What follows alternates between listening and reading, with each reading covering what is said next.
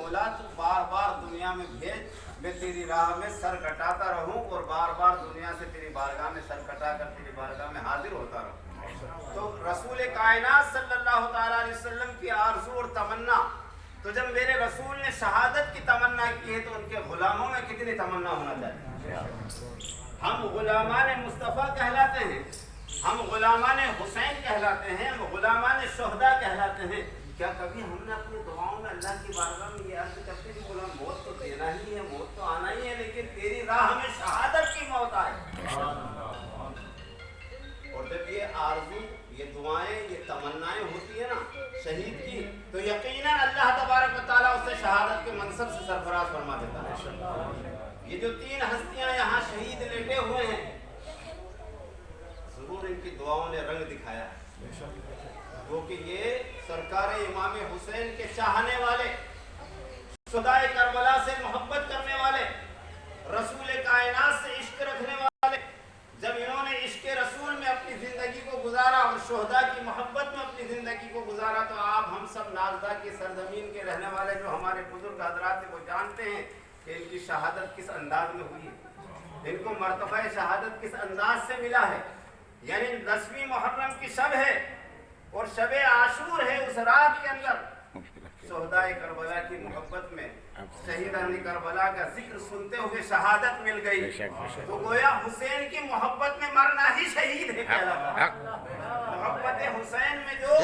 دنیا سے جائے، اللہ کے رسول نے فرمایا کہ ان کی محبت تمہیں شہادت کی منزل پہ پہنچا دے گی، تو یقیناً ان کی محبت نے ان کو شہادت کی منزل پہ پہنچا دیا۔ اور قرآن ان کے لیے شاہد ہے، کہتا ہے وَلَا تَقُولُوا لِمَن يُقْتَلُ فِي سَبِيلِ اللَّهِ أَمْوَاتٌ بَلْ أَحْيَاءٌ وَلَٰكِن لَّا تَشْعُرُونَ۔ تو شہید اپنے خون کے قطرے سے کلمہ حق کو بلند کرتا ہے، یعنی لا الہ الا اللہ کا ڈنکا بلند ہو جاتا ہے۔ سبحان اللہ۔ شہید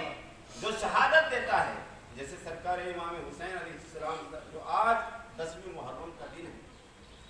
ان کے فضائل و مناقب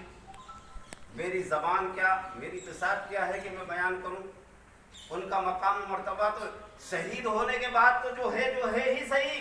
شہادت سے پہلے ہی ان کے تو پرچے تھے، ان کا تو پرچار ہو رہا تھا، یعنی عرش اعظم تک دھوم مچ رہی، فرش سے عرش تک جن کے نام کی دھوم مچی ہو، ان کا مقام و مرتبہ ہم کیا بیان کر سکتے ہیں۔ جب پیدا ہوئے تو 4,24,000 فرشتے جن کے لیے مبارکباد دینے آئے، جس کی پیدائش پر 4,24,000 فرشتے مبارکباد دینے آئے ہو،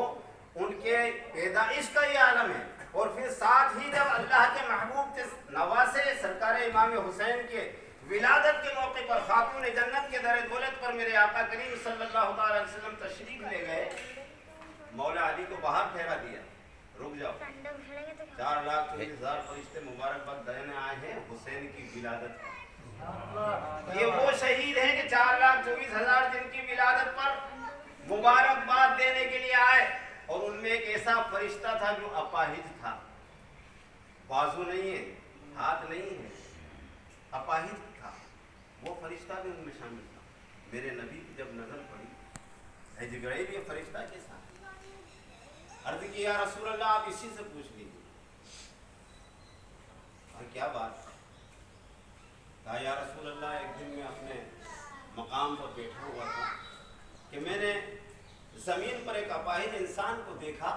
اور اس کو دیکھ کر جو ہے میں نے یہ کہہ دیا کہ اس کو جینے سے کیا مقصد ہے۔